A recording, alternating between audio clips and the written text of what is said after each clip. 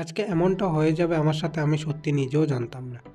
তো আজকে ক্লাসটা শেষ হওয়ার পরে বন্ধুরা বলছে যে সবাই মিলে ঘুরতে যাবে। তো বসে পড়লাম বন্ধুর গাড়ির মধ্যে সবাই মিলে ঘুরতে যাওয়ার জন্য। তো ঘুরতে যাচ্ছি, রাস্তাটাও অনেক সুন্দর ছিল। আমাদের পিছনে অনেক গাড়ি যাচ্ছে। আমি তো জানি না কোথায় নিয়ে যাচ্ছে। ওরা বলছে চুপচাপ চলতে থাক, যেখানে নিয়ে যাব ভালো জায়গাতেই নিয়ে যাব। আমিও বসে পড়লাম, কী আর করার। তারা বলছে ভালো জায়গাতে নিয়ে যাবে, আমিও তাই আর কিছু বলছি না, তাই আমিও চুপচাপ বসে পড়লাম।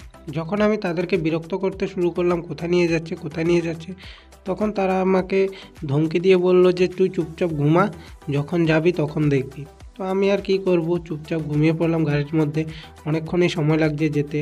তারপরে হঠাৎ তারা ডাক দিয়ে বলে, দেখ এসে পড়েছি, কোথায় এসেছি। এদিকে ঘুরে তো আমি নিজেই অবাক হয়ে গেছি। দেখছি ওরা আমাকে কসবা কালীবাড়িতে নিয়ে এসেছে। এটা দেখে তো আমি অনেকটাই খুশি হলাম। তারপরে মায়ের মন্দিরের যে পুকুরটা ছিল, ওই পুকুরের মধ্যে অনেকগুলো বালি হাঁস দেখতে পেলাম, যেটা আপনারা হয়তো দেখতে পাচ্ছেন না, কারণ ক্যামেরা অতটুকু ফোকাস করতে পারেনি। তারপরে গিয়ে হাত পা ধুয়ে মাকে দর্শন করতে চলে গেলাম। মা দর্শন করতে এসে দেখি মায়ের দরজা বন্ধ। তো আর কি আর করার, মাকে প্রণাম করে বেরিয়ে পড়লাম বাড়ি আসার উদ্দেশ্যে। তো রাস্তাতে দেখি একটা আঙ্কেল আইসক্রিম বিক্রি করছে।